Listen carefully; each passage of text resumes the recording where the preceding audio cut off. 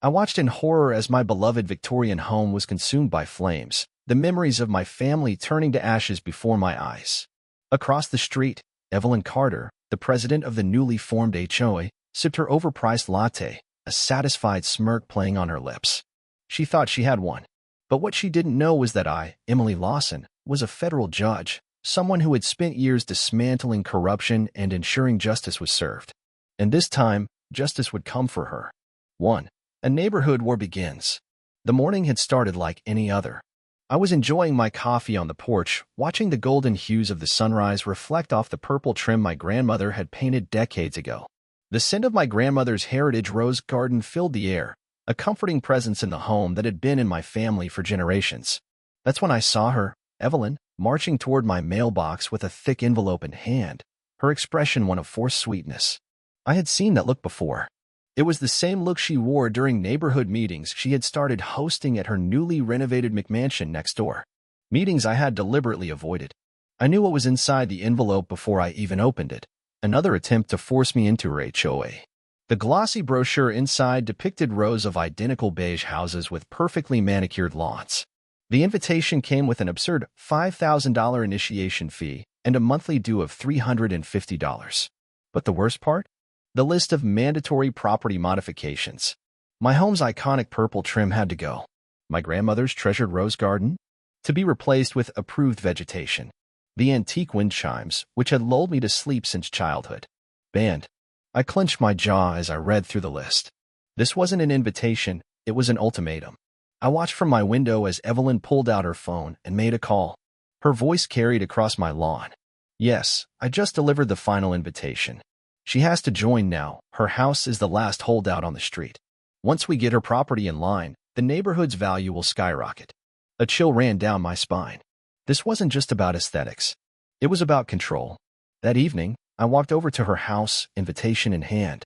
I wasn't going to be bullied into submission. I appreciate the offer, but I have to decline, I said calmly. This home has been in my family for generations. I won't change it. Evelyn's smile vanished. You don't understand, she said, voice cold. The HOA has already been established. Your property is surrounded by members. You have to join. I pulled out my research. Actually, no. My deed predates any HOA agreements, and legally, I have no obligation to join. Her face turned red. Progress is happening, Emily. If you don't comply, things could get difficult. Old houses like yours have safety risks, electrical issues, structural problems. It would be a shame if something happened. I narrowed my eyes. Is that a threat, Mrs. Carter? She stepped back, her fake smile returning. Of course not, she said lightly. I'm just concerned for your property's value and your safety. Behind her, I saw her husband, Greg Carter, standing at their window, phone in hand. His posture was tense, watchful. Something about it made me uneasy. I nodded politely and walked away. But as I turned my back, I heard her final words. 1 week. You have 1 week to reconsider. That night, I installed security cameras around my property. My instincts told me that Evelyn Carter was just getting started. 2. Escalation and harassment. From the moment I rejected Evelyn's ultimatum, the harassment began in full force. At first, it was subtle, anonymous complaints about my property to the city inspector, each more ridiculous than the last. The mailbox was suddenly too tall, despite being the standard height. My rose garden was a potential allergen hazard. Even my porch furniture was deemed out of harmony with the neighborhood aesthetic. Then came the noise complaints. I would wake up to notices taped to my door claiming I had violated noise ordinances on nights I wasn't even home. Code enforcement officers began making weekly visits, only to leave without finding a single violation. Each time, I could see Evelyn smirking from her window, watching as I dealt with yet another fabricated accusation. When the complaints didn't work, Evelyn escalated to psychological warfare. HOA meetings were now being held directly in front of my house. I would hear her voice echoing across my lawn as she loudly discussed how certain residents were dragging down property values. She and her board members would take turns pointing at my home, jotting down notes in their little clipboards. I installed additional security cameras after catching Evelyn and her minions trespassing onto my property in the dead of night. They weren't just peeking through my windows, they were measuring things. My fence, my yard, even my electrical boxes. I had no idea what they were planning, but I knew it wasn't good. One morning, I stepped outside to find Evelyn's golden retriever relieving itself on my lawn. When I confronted her, she gasped in faux surprise. Oh dear, Bentley would never do such a thing. Meanwhile, my security footage clearly showed her encouraging him onto my property. Then, my mailbox was mysteriously knocked over. 3 times.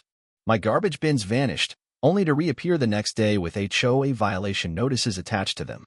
Even my fence posts had been tampered with. Someone had loosened the bolts just enough to make them unstable. The final straw came when I caught them poisoning my grandmother's rose garden. I had been reviewing security footage when I saw Evelyn and 2 board members sneaking into my yard just past midnight, chemical sprayers in hand. They worked methodically, ensuring each plant was doused in something lethal. By morning, the once vibrant flowers had turned black and withered. When I confronted Evelyn with the footage, she just laughed. Oh, we're simply enforcing HOA regulations. Those bushes were an eyesore. I clenched my fists. I had had enough. I began documenting everything, every complaint, every violation notice, every petty act of vandalism. I recorded conversations. I gathered witness statements from other neighbors who had also been harassed into submission. And then, I went one step further. I hired a private investigator. What he uncovered would shake me to my core. Evelyn's HOA wasn't just about property values. It was a full-fledged real estate scam. Every house that had been burned down or mysteriously sold in the past 5 years had one thing in common. They had all initially refused to join the HOA. And they had all been targeted. As I pieced together the evidence, I realized one chilling truth. My house was next. 3. The fire that changed everything. The morning paper had just arrived when my clerk rushed into my office, her face pale. Judge Lawson, your house. It's on fire. I barely remember the drive home. My hands gripped the steering wheel so tightly that my knuckles turned white. Smoke billowed into the sky, thick and black, choking the very air of the neighborhood. My Victorian home, the house that had belonged to my grandmother, the one that held every precious childhood memory, was engulfed in an inferno of flames. The fire chief was already on site when I arrived, his expression grim. Looks like an electrical fire. Old wiring. I shook my head before he even finished. No. My wiring was inspected last month. Everything was up to code. Then I spotted her. Evelyn stood on her front lawn, arms crossed, sipping her morning coffee like she was watching a mildly interesting TV drama. The smirk on her lips sent a chill down my spine. You should have joined, she murmured as I passed by her. My knees felt weak. The heat from the flames seared my face, but it was the realization of what had happened that nearly took my breath away. This wasn't an accident. This was arson. I checked my phone and pulled up my security camera feed. But the footage was gone. The cameras had mysteriously gone dark at exactly 3 a.m., the same time the fire had likely started. Tears burned in my eyes as I watched the firefighters do their best, but it was too late. The purple-trimmed windows shattered, the intricate woodwork collapsed, and decades of history turned to ash in a matter of hours. Through the haze of smoke and devastation, I saw Evelyn pull out her phone and type something. A few minutes later, a new post appeared in the neighborhood real estate group. Fantastic opportunity for redevelopment coming soon. My hands trembled. She thought she had won. She thought she had erased me. But she had just made the biggest mistake of her life. I pulled out my phone and made 3 calls. One to my contact at the FBI, one to the state attorney's office, and one to a private investigator. Evelyn Carter had no idea who she had been messing with. 4. Unraveling the corruption. I pulled out my phone and made 3 calls. One to my contact at the FBI, one to the state attorney's office, and one to a private investigator. The moment the investigators started digging, the pieces began falling into place. Evelyn Carter wasn't just a power-hungry HOA president. She was at the center of a deeply corrupt scheme. Every house that had burned down in our county over the past 5 years had been sold to the same real estate group, one linked directly to Evelyn's brother-in-law. It wasn't just a coincidence. It was a pattern. The more I looked into it, the more disturbing the details became. The homeowners who initially refused to join the HOA had all experienced some form of persuasion before they were forced to sell. For some, it was endless code violations and inflated fines that drained their savings. Others suffered more direct intimidation, smashed windows, vandalized property, and even sudden arson incidents eerily similar to mine. My private investigator uncovered financial records showing large deposits being made to Evelyn's personal accounts from various shell companies tied to real estate developers. The transactions followed a clear cycle: harassment, forced sales, and then a swift transfer of ownership to a group of buyers willing to pay premiums for properties that had been acquired for pennies on the dollar. Further digging into city records revealed that Evelyn's husband, Greg Carter, had been instrumental in covering up these crimes. As a former fire investigator, he had labeled every suspicious fire in the area as an accident. The paper trail showed he had rubber-stamped dozens of reports that allowed these cases to be quietly closed without further investigation. The corruption extended beyond the HOA. It had infiltrated local law enforcement and city planning offices as well. I knew I had enough evidence to bring them down, but I needed something undeniable, something so incriminating that not even Evelyn could talk her way out of it. That's when I got my break. A former HOA treasurer, who had recently been pushed out of the board due to internal disagreements, reached out to my lawyer. She was willing to talk, on the condition of immunity. Over a private meeting, she handed over emails, text messages, and even voice recordings of Evelyn discussing ways to clean up the neighborhood by any means necessary. In one particularly damning recording, Evelyn was heard laughing about how easy it was to get rid of stubborn homeowners. Once their property is worthless, they'll be begging us to buy it, she had said. That was it, the smoking gun I needed. I compiled everything into a solid case file and forwarded it to my contacts at the FBI and the state attorney's office.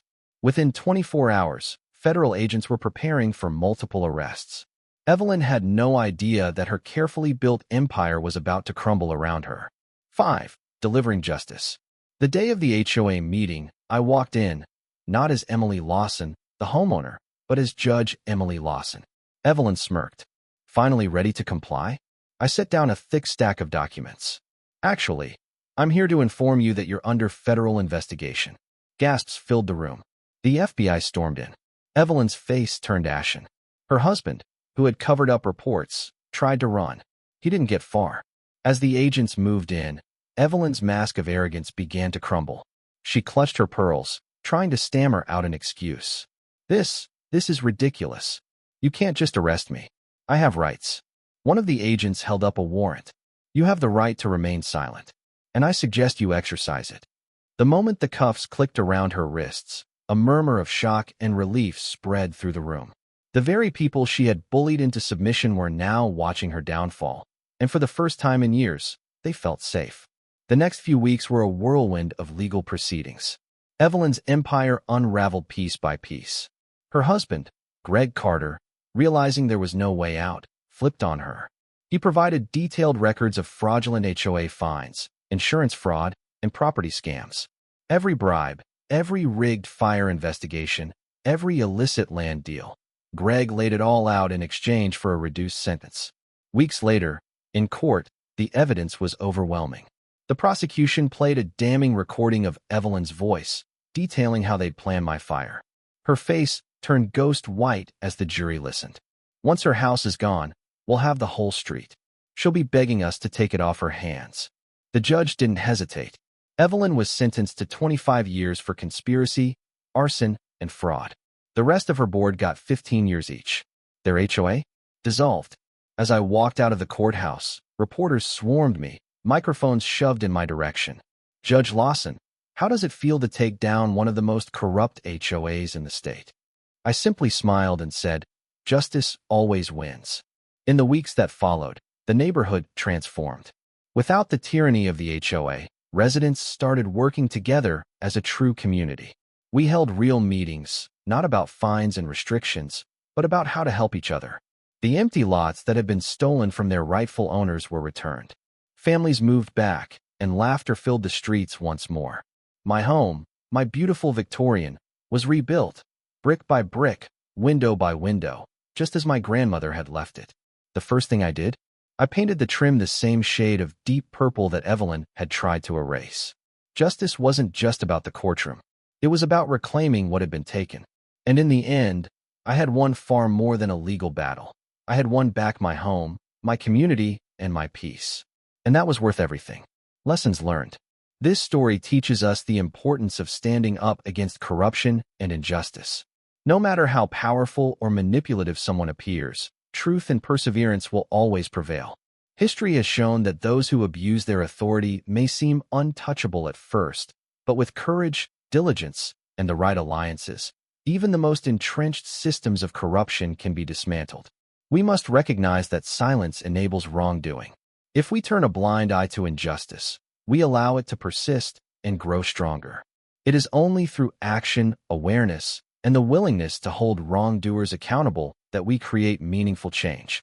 Fighting back isn't just about personal victories. It's about ensuring fairness for others who may not have the power to fight for themselves. Moreover, this story highlights the strength of community. When individuals come together with shared determination, they can reclaim their rights, rebuild what was lost, and establish a legacy of integrity. Justice isn't merely about punishment. It's about restoration and creating a society where ethical behavior is rewarded and corruption is met with swift consequences. Meaningful message. This is not just a story about revenge. It is about justice, resilience, and community. It reminds us that bullies and criminals can only thrive when good people remain silent. By working together and standing firm, we can dismantle corruption and protect what matters most. Personal perspective. From my perspective, this case highlights how power, when left unchecked, can corrupt even the smallest communities. But it also shows that justice, while sometimes slow, is inevitable. It is a reminder that no matter the hardships, we must always fight for what is right.